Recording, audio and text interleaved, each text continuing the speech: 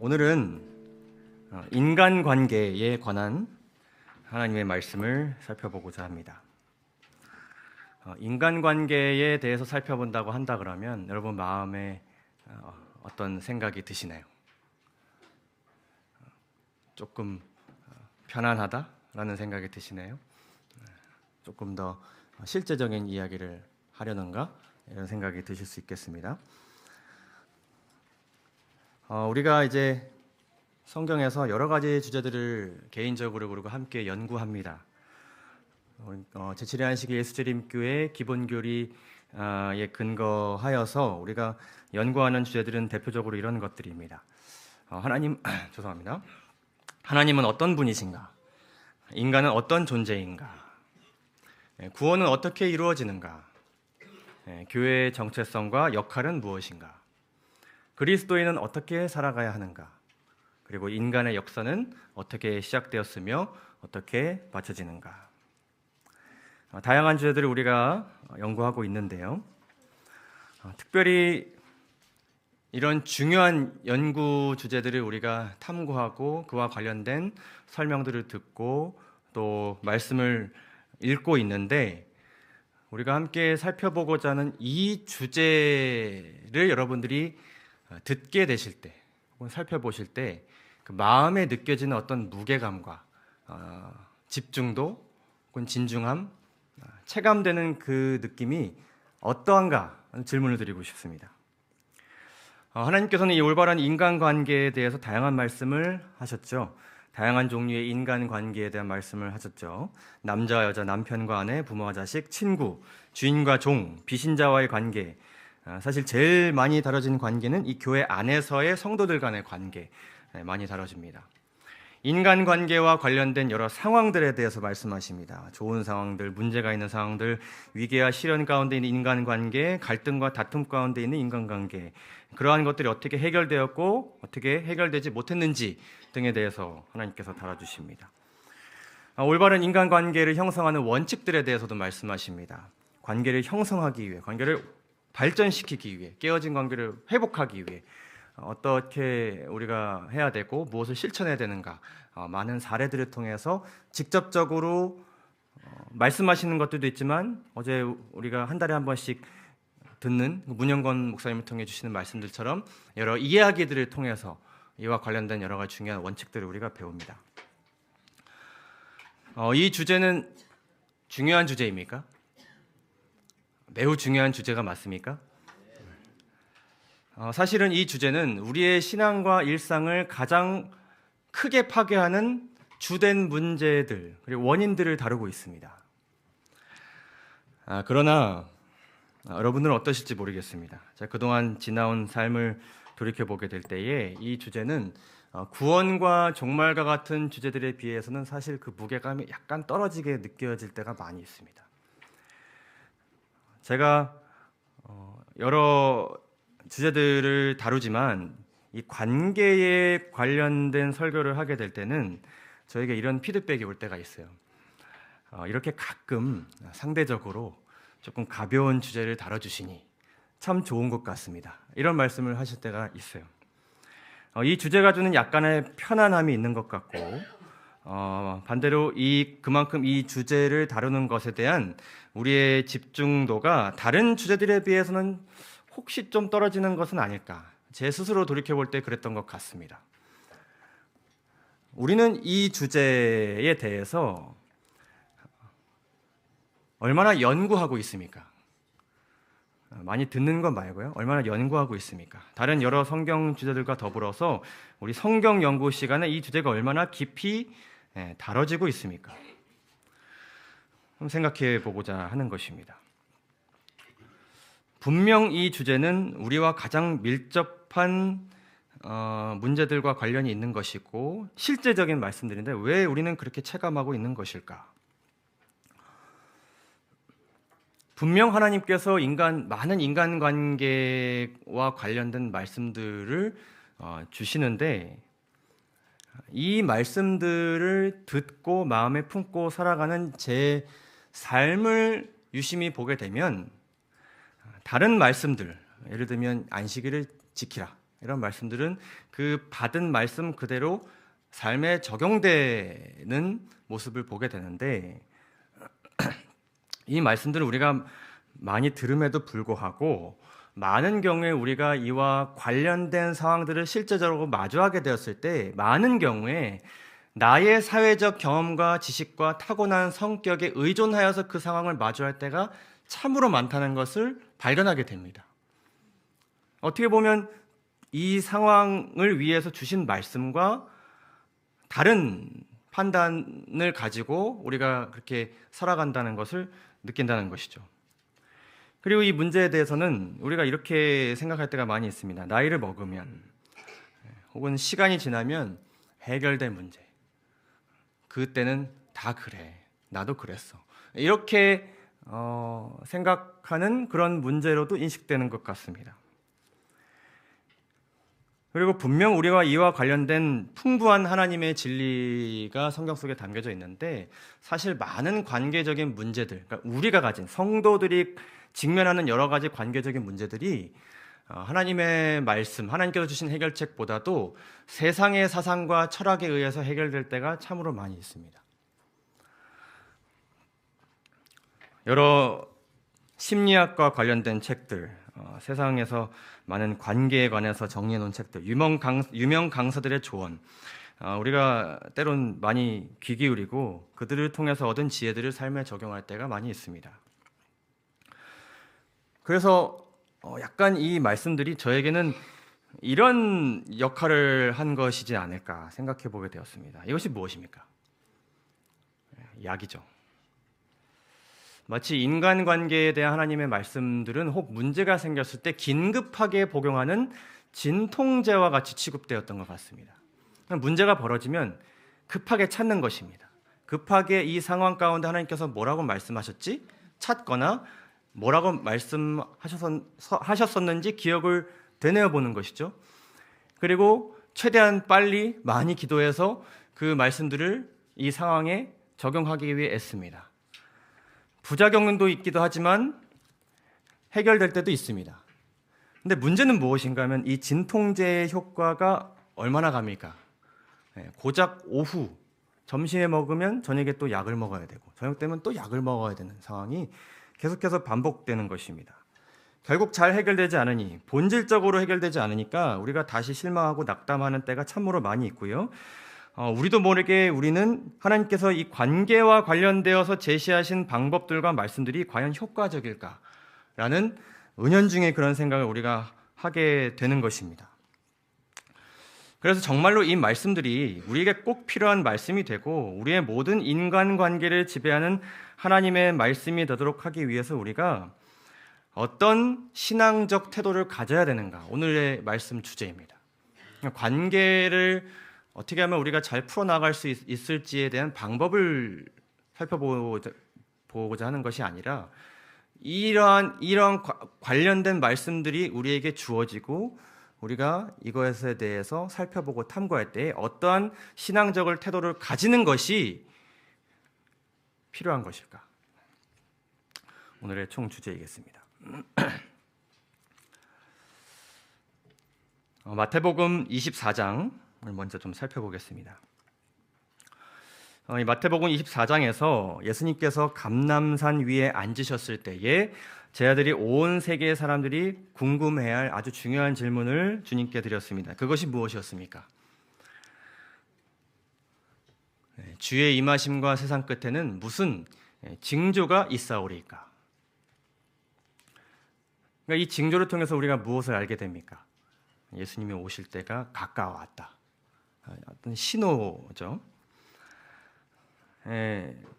어떤 시기를 짐작하게 할 수 있게 하는 것, 그리고 그 시기가 오기 전에 무언가를 대비할 수 있게 하기 위한 목적으로 주어지는 것이 이 징조라는 것입니다.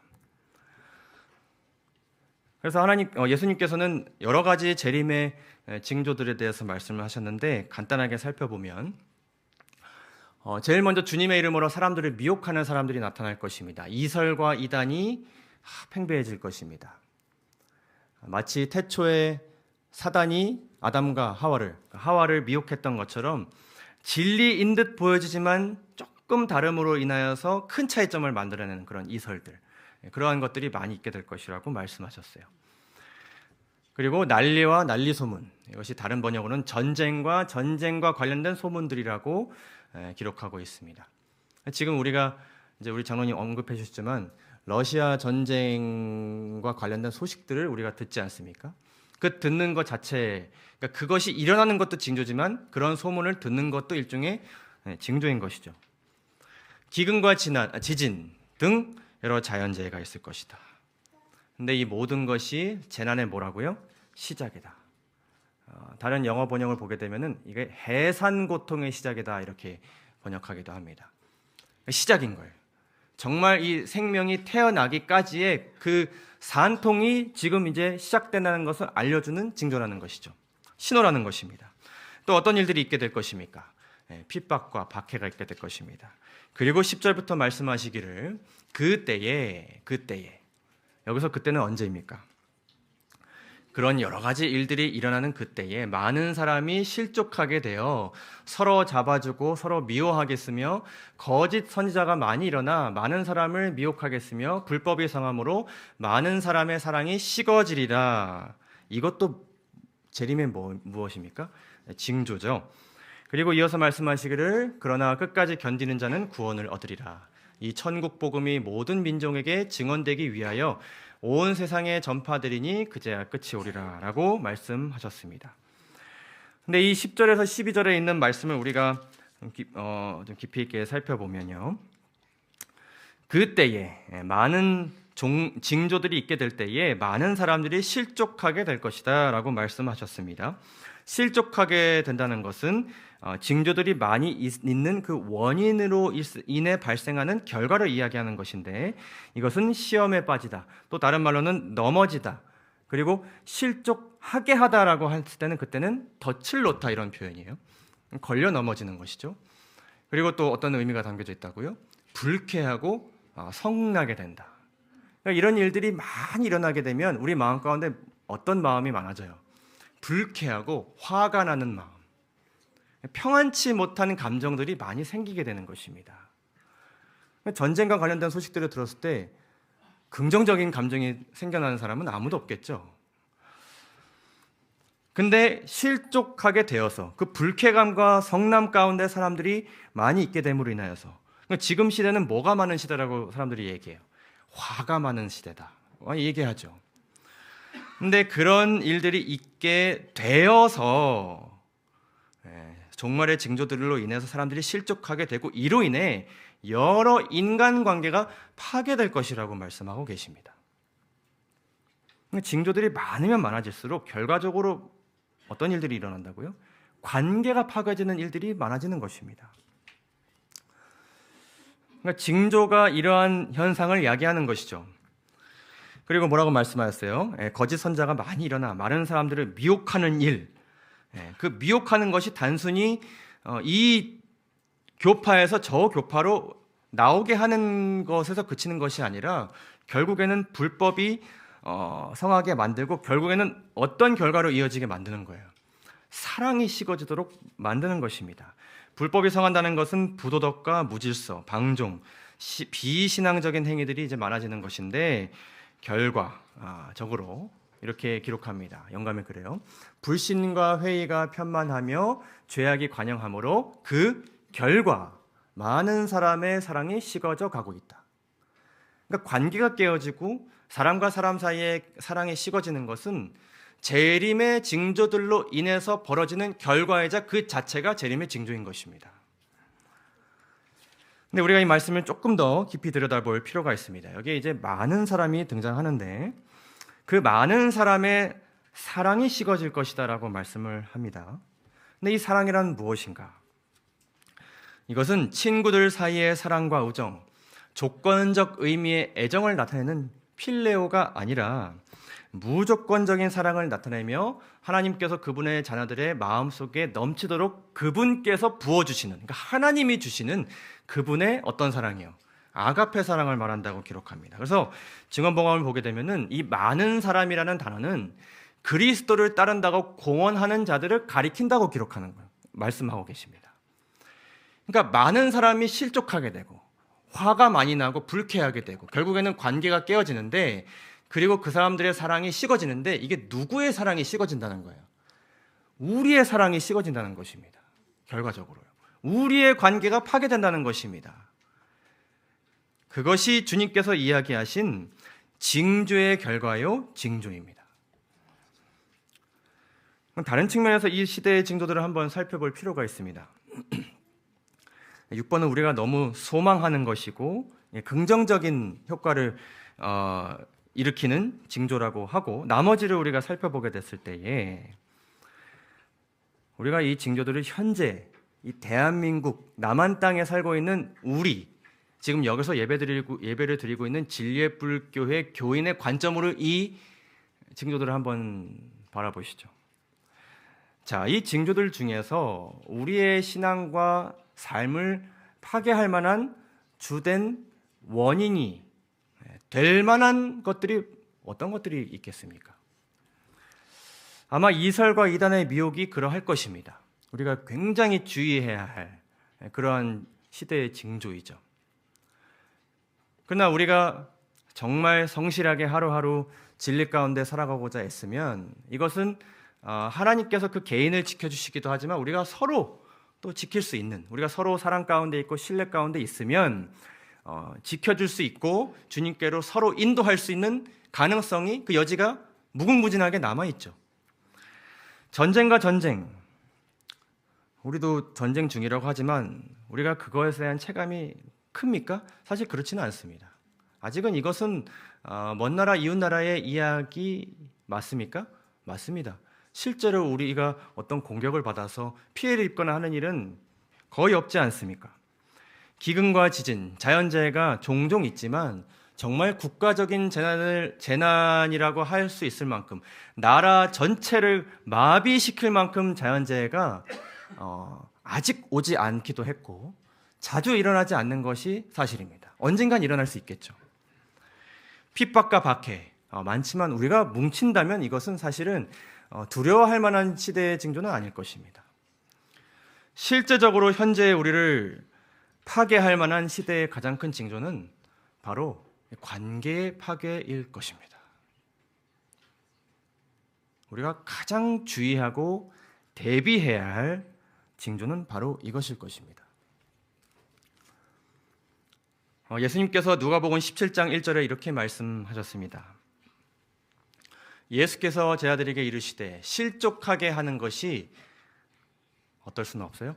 없을 수는 없으나 있게 하는 자에게는 화로다. 그러니까 절대로 일어나면 안 되고 그러면 안 되는 일인데 그러한 일이 없을 수는 없다. 언제라도 그런 일이 발생할 수 있다고 예수님께서 말씀하셨습니다. 마치 예수님께서 신명기에서 가난하게 되는 자들이 있게 될 것이지만 가난한 자들이 없어야 한다 말씀하신 것처럼 이 사람이 실족하게 되는 것 또한 그러하다고 말씀하고 계십니다. 없을 수는 없으나 이 말씀은 두 가지 의미를 담고 있습니다. 나는 언제든 누군가로 인해 실족할 수 있습니다. 언제든지요. 우리는 그 위험에 항상 노출되어 있습니다. 아무리 좋은 관계 가운데 있을지라도, 그러한 관계 가운데 있는 믿음의 형제일지라도, 아무리 신앙의 깊이가 깊어 보이는 성도, 집사, 장로라 할지라도, 아무리 존경받고 덕망 있는 목사라 할지라도 그 대상은 여러분들의 마음을 실족시킬 수 있습니다. 언제든지요. 상상할 수 없을 정도로 충격적인 일일 수 있겠지만 그 대상이 여러분 개인의 신앙과 삶을 파괴시킬 만큼 실족시킬 수 있습니다. 또 반대로 나는 언제든 누군가를 실족시킬 수 있습니다. 아무리 신앙의 연수가 오래되었고 많은 말씀을 보았고 진리를 깨달았다 할지라도, 인생의 지혜가 쌓였다 할지라도, 아무리 방법을 알고 경험이 많고 타고난 성격이 좋을지라도, 아무리 구원받은 재림 성도이자 신실한 그리스도인일지라도 우리는 언제든 누군가를 실족시킬 수 있습니다. 여기 서 있는 저 또한 절대로 그러면 안 되겠지만, 그러지 않기 위해 최선을 다해야겠지만, 언제든 저 또한 누군가로 인해 실족할 수 있고 누군가를 실족하게 만드는 악의 근원이 될 수 있다는 말씀입니다. 만나주석에는 이렇게 설명합니다. 악으로 가득 찬 이 세상을 살아가면서부터 성도들도 악이로든 혹은 그렇지 않든 간에 서로 간에 걸림돌이 될 소지가 많기 때문에 늘 주의하여 피차 덕을 세우는 일에 매진해야 한다. 이러한 일이 많았고 여전히 우리 가운데 있고, 사단이 지금보다 훨씬 더 큰 올무를 우리 가운데 놓을 것이기 때문에 우리는 뭐 해야 된다는 것을 말씀하고 계신 거예요. 그것을 대비해야 된다는 말씀을 우리에게 하고 계십니다. 어떻게 저 사람이 나한테 이럴 수 있을까? 나 같은 사람이 어떻게 이런 일을 할 수 있을까? 그렇게 그런 일을 했다고 생각할 수 있을까? 라고 생각하기보다는 전쟁이 일어나고 기근이 끔찍한 기근과 이런 자연재해가 일어날 때에 어떻게 이런 일이 있을 수 있을까라고 재림 성도는 그렇게 생각하지 않습니다. 그것을 볼 때 우리가 어떻게 생각합니까? 아, 주님께서 말씀하신 그 일이 벌어지고 있구나. 주님이 오실 때가 가까웠구나. 우리가 주님께로 돌아가야겠구나 라는 생각을 하는 것처럼, 이런 관계와 관련된 일들에 대해서도 우리가 그렇게 미리 대비하고 일어났을 때에 아, 주님께서 경고하신 때가 이때이구나. 우리가 받아들이면서 그 관계를 주님의 관점으로 바라봐야 할 것입니다. 사랑하는 재림 성도 여러분, 참된 재림 성도는 올바른 인간 관계에 대한 하나님의 모든 말씀들을 인간을 구원하시기 위해 주신 재림 기별이자 종말의 메시지로 받아들여야 합니다.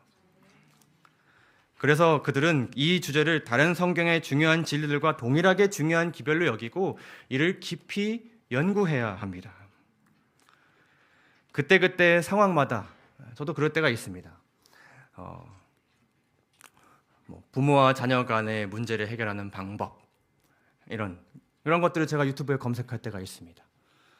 외로울 때, 상처받았을 때, 누군가 싸웠을 때 해결하는 방법, 이런 동영상들 많이 있지 않습니까? 근데 그런 것들을 단순히 우리가 그때그때 상황이 벌어질 때 보는 것이 아니라 미리 대비하고 어떻게 하면 이런 상황들이 오기 전에 우리가 무엇을 준비하고 대비해야 될까 생각하고 이 주제에 대해서 또한 우리가 연구해야 되는 것이죠.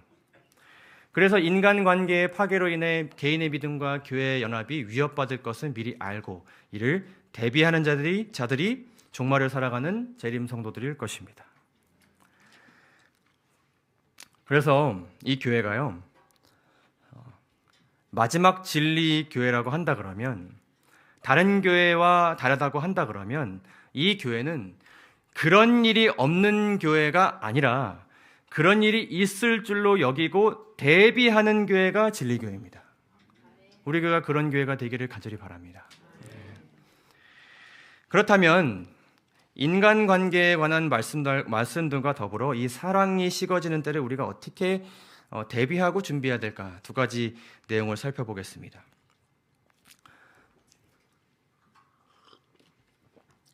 첫 번째로, 하나님께서 불법이 더욱 성하기 전에 우리의 믿음을 키우시기 위해서 훈련과 실습 과정을 주실 것임을 기억하고 살아가야 됩니다.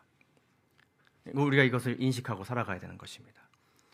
훈련하고 연단되어지고 주신 말씀을 실천할 수 있는 실습 과정입니다. 그것이 우리에게 있을 것이라는 것을 우리가 미리 기억하고 살아가야 된다는 것입니다. 창세기 30장을 보시게 되면 우리 여러분 잘 아시는 요셉의 이야기가 나옵니다. 요셉이 꿈을 꾸죠. 꿈을 꾸죠. 이 꿈은 누가 주신 꿈이었습니까? 하나님께서 주신 꿈이었습니다. 그때는 이해하기 어려웠지만 하나님께서 계시하신 그분의 뜻이었습니다. 언젠가 성취될 그분의 뜻이 나타난 그런 꿈이었습니다. 그래서 이 뜻이 하나님의 계획 안에서 이루어지기 위해서는 요셉이 거쳐야 할 어떤 과정이 필요했습니다. 근데 그 과정은 고난의 과정이었는데 특별히 그가 함께 했던 그리고 함께 하고 있는 여러 관계들이 깨어지는 고난과 어려움이었습니다.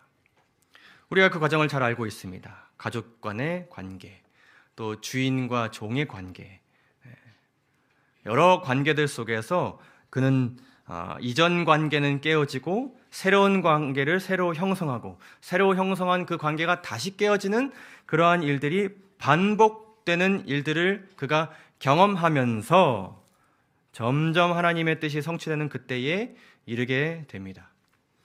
우리가 잘 알다시피 그 뜻은 놀라운 하나님의 섭리였습니다. 여러 가지 축복이 있었지만 가장 큰 축복은 무엇이었습니까? 깨어진 관계가 회복되는 축복이었죠. 그런데 이 회복의 과정에서, 회복의 장면에서 요셉이 이렇게 이야기했습니다. 하나님이 큰 구원으로 당신의 생명을 보존하고 당신들의 후손을 세상에 두시려고 나를 당신보다 먼저 보내셨나니, 이렇게 이야기합니다. 하나님께서는 어떤 목적을 가지고 인간의 삶을 이끄신다고 요셉은 분명하게 이해하고 있었습니다. 그 모든 과정의 끝에는 무엇이 있음을 요셉은 이해하고 있었어요. 큰 구원이 있을 거라고 요셉은 분명하게 이해하고 있었습니다. 지금 넘어질지라도, 깨어질지라도, 회복될지라도, 새로운 관계가 형성될지라도 이 모든 과정 끝에는 주님이 우리에게 주시는 무엇이 있다. 큰 구원이 있다. 그것이 종착역이라는 것을 그는 이해하고 있었습니다. 그런즉 나를 이리로 보낸 이는 당신들이 아니요 하나님이시라. 하나님이 나를 바로에게 아버지로 삼으시고 그 온 집의 주로 삼으시며 애굽 온 땅의 통치자로 삼으셨나이다. 다시 한번 정리하자면 하나님께서는 현재의 과정을 통해 최종적으로 우리를 구원으로 이끄신다. 그것을 기억하고 살아갔습니다. 그리고 어떤 사람이 문제의 원인인지를 생각하기보다는 그 모든 과정 위에 계신 인도자 하나님을 그가 바라보고 지금까지 그 모든 과정을 거쳐왔다는 것을 알고 있었습니다. 그 사람이 혹은 나의 형제들이 나를 구덩이에 넣었고 팔았다. 보디발의 아내가 나를 이렇게 대했다. 그 주인이 나를 이렇게 넣었다. 이것이 아니라 하나님이 넣으셨고 하나님이 보내셨고 하나님이 형성하게 하셨고 깨어지게 하셨다. 이렇게 생각하면서 살아온 것이죠. 부조와 선지자를 보게 되면 이렇게 기록합니다. 하나님께서는 그를 크게 쓰시기 위하여 고난의 학교에서 준비시키고 계셨으며 그는 필요한 무엇을 거절하지 않았다고요? 훈련을 거절하지 않았다. 그는 그 모든 과정을 훈련으로 인식하였습니다. 그리고 그 과정을 밟아갔습니다. 우리 남자분들은 훈련소를 다녀오신 분이 있으시겠지만 하나하나 쉽지 않은 훈련은 없습니다. 너무 힘듭니다. 특히 행군은 정말 힘듭니다. 제가 군 생활에 정말 이 행군이 모든 군대의 그 꽃이라고 생각한 지휘관을 잘못 만나가지고 맨날 한 달에 한 번씩 그 몇십 킬로 행군을 했습니다. 다행히 제대 후에 제가 그분을 만난 적이 없는데 정말 힘듭니다. 이 훈련 과정 정말 힘듭니다. 그러나 이 훈련을 받을 때 마음 한켠에는 무엇이 있냐면 이것이 실전이 아니고 훈련이기 때문에 어떤 목숨에 대한 위협, 그것을 느끼면서 훈련을 받지는 않습니다. 그리고 이 과정에 정말 두렵고 떨리는 그 마음을 동반하지만 언젠간 이 훈련이 어떻게 될 것을 압니까? 끝난다는 것을 알고 있어요. 그래서 견디는 것입니다. 그리고 견디고 나보면 뭐해 있어요? 성장해 있는 것이죠. 체력의 성장해 있고. 결국 그렇게 훈련된 것들이 결국 언제 드러납니까? 실전에서 드러납니다.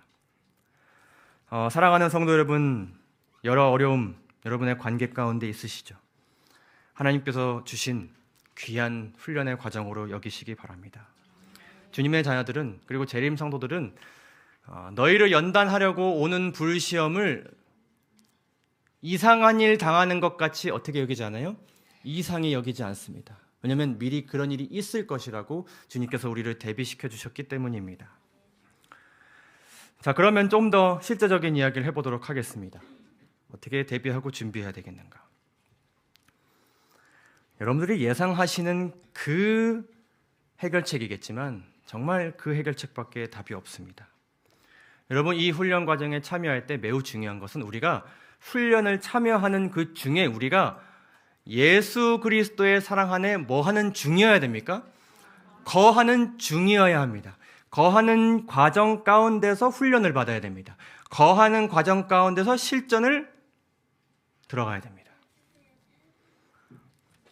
우리가 상황별로 여러 가지 말씀들을 배웁니다.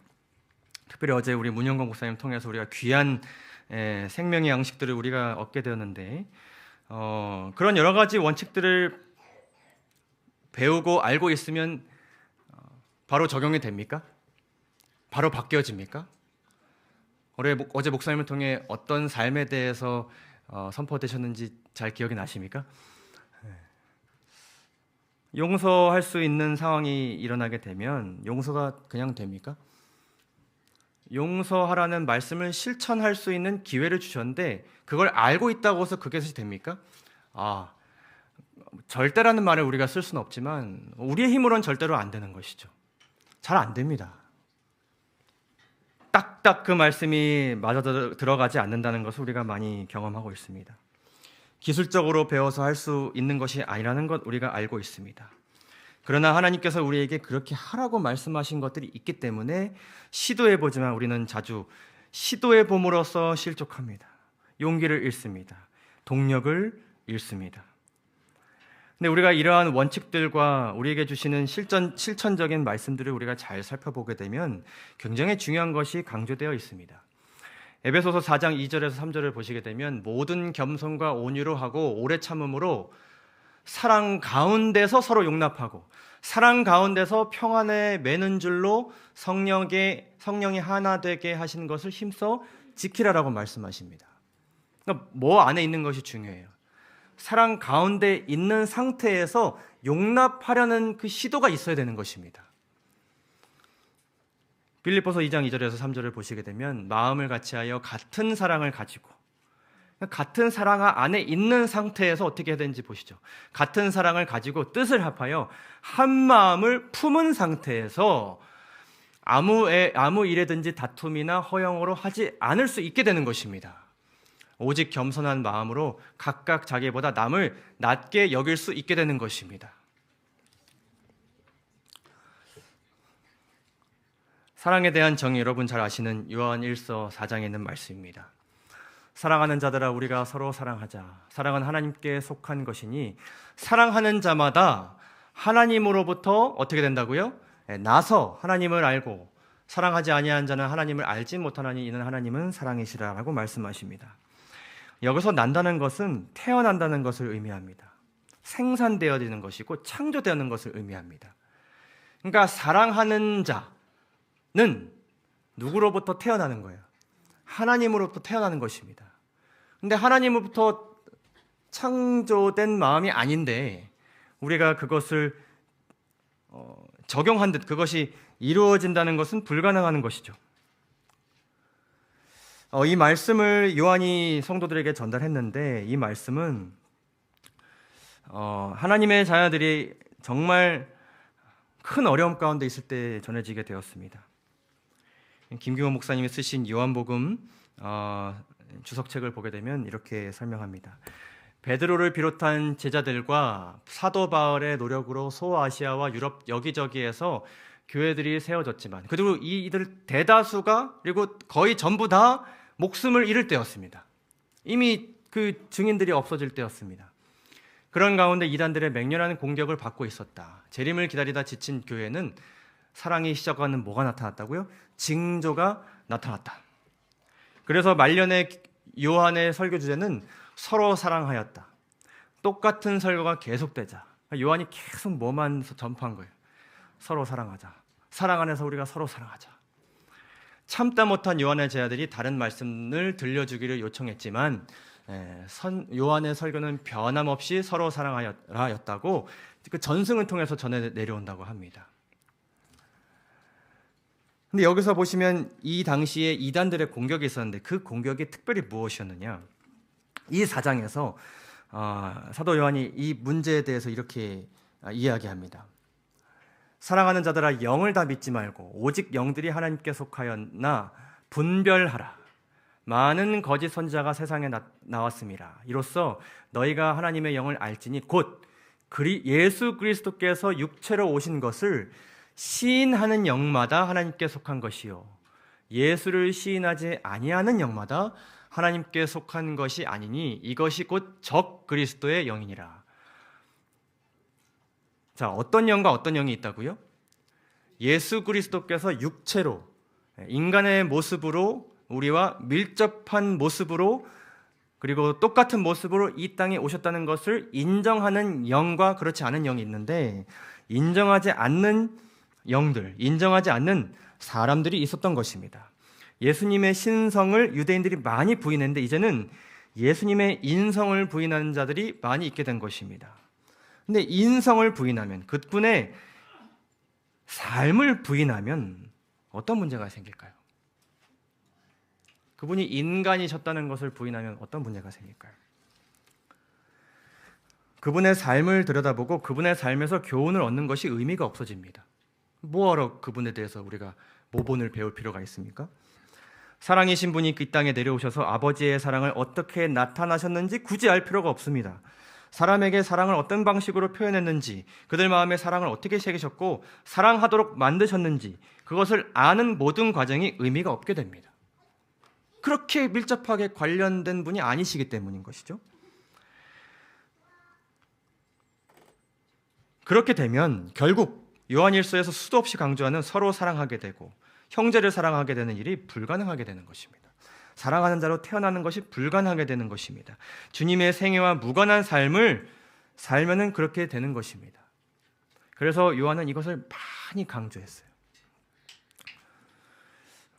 주님의 생애와 무관한 삶을 사는 삶은 어떤 삶과 같으냐면 돌밭에 씨를 뿌린 삶과 같습니다.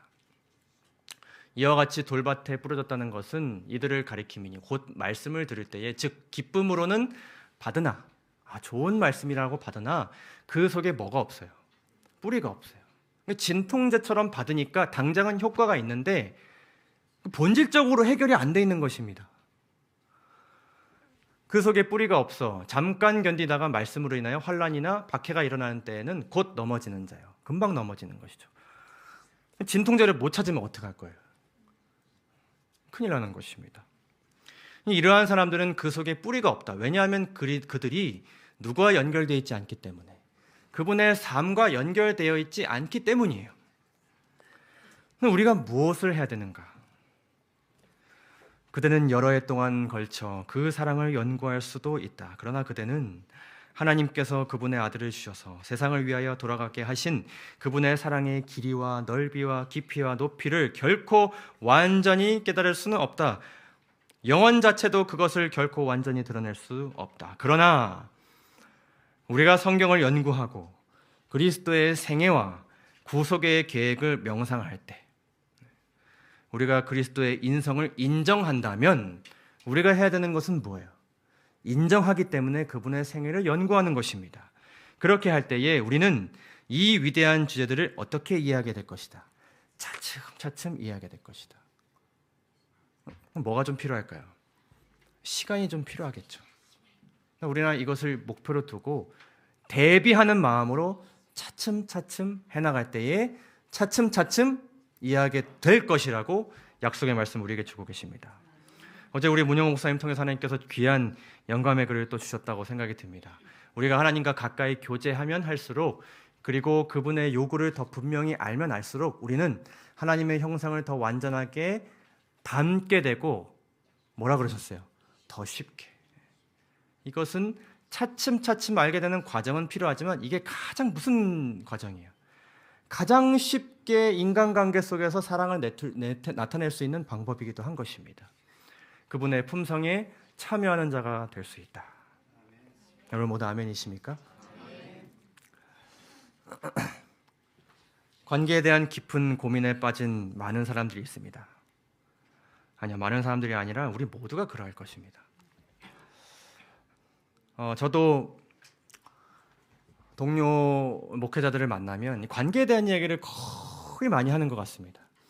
와이프와의 관계, 사모와의 관계, 자녀와의 관계, 교인들과의 관계, 또 뭐가 있을까요? 이웃들과의 관계, 여러 관계들에 대해서 이야기합니다. 대부분 뭐에 대해서 이야기할까요? 관계적인 문제들에 대해서 많이 이야기하죠. 우리가 이것을 어떻게 해결하면 좋을까?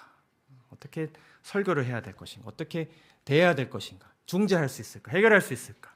이런 것들에 대해서 많이 이야기하는데, 최근에 제 친구 목회자로부터 아주 귀한 경험을 듣게 되었습니다. 그가 결혼하기 직전에 이 관계에 대한 고민이 아주 심각했다고 합니다. 그가 곧 정식 목회를 시작할 즈음이었고, 그리고 곧 결혼하게 될 즈음이었습니다.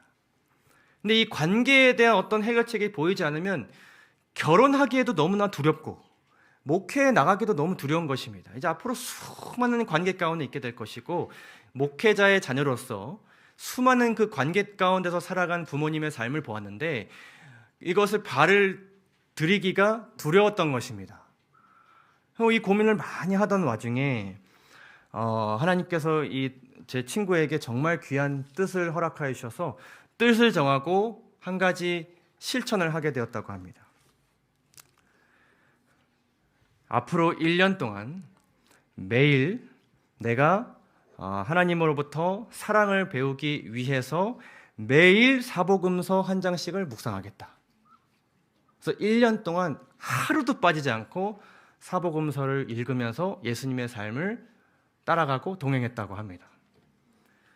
1년을 정하지는 않았던 것 같습니다. 그러나 1년 정도가 흐르니까 눈에 띄는 변화가 있었다고 합니다. 제일 먼저 1년이 흐르면서 변화가 있었습니다. 사랑에 대한 이해가 점점 깊어져 가는 것을 경험하게 되었습니다. 처음에는 이게 사랑이구나 라는 것을 알게 되었을 때 이 사랑이 무엇일까? 하나님의 사랑은 무엇일까? 여러 가지 질문들이 마음속에 생겨나면서 하나님께서 그 질문들에 대해서 답해 주시는 경험을 하게 되었다고 합니다. 그리고 가장 위대한 변화는 무엇이었냐면 이 1년이 지나고 나서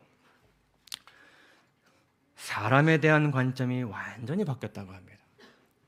완전히 바뀌었어요. 제일 큰 변화는 무엇인가 하면은 상대방에게 변화의 가능성만 보여도 괜찮은 마음이 생겼다고 합니다.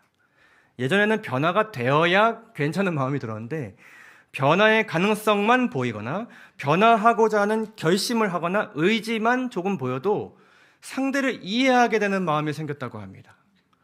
그러니까 그 사람이 어떤 실습을 하건 훈련으로 들어가든지 간에 어떤 열매를 맺든지 간에 그 시작점으로부터 이미 나는 해결된 문제가 된 것이죠. 그리고 가장 중요한 것은 인간관계와 관련된 상황들을 받아들이는, 그리고 사람을 받아들이는 마음의 뭐가 넓어졌다고요? 크기가 넓어졌다.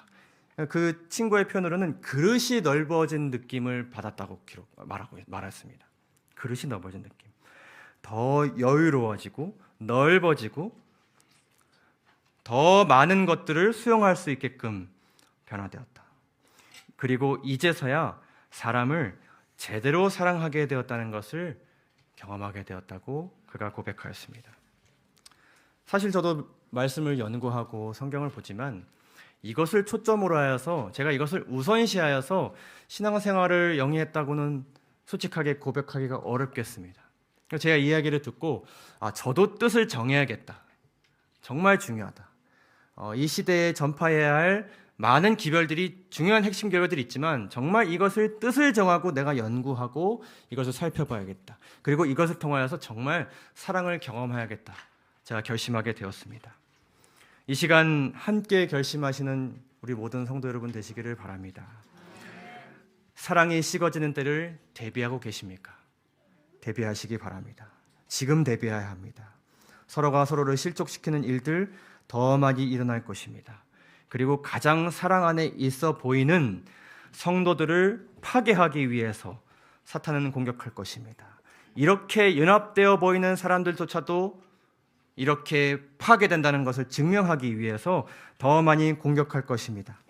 하나님께서는 그때를 대비하기 위해 그리스도를 보내셨고 삶으로 십자가로 부활로 성령을 우리에게 주심으로 우리 마음에 사랑을 주시고 우리가 사랑 안에 뿌리를 내릴 수 있도록 우리에게 나타내 주셨습니다. 그분의 사랑을 묵상하는 우리가 되기를 바랍니다. 그분의 사랑을 연구하는 우리가 되기를 바랍니다. 그분의 사랑을 구하는 우리가 되기를 바랍니다. 그리고 그분의 사랑 안에 거하는 우리가 되기를 바랍니다. 말씀을 마치겠습니다. 감사합니다.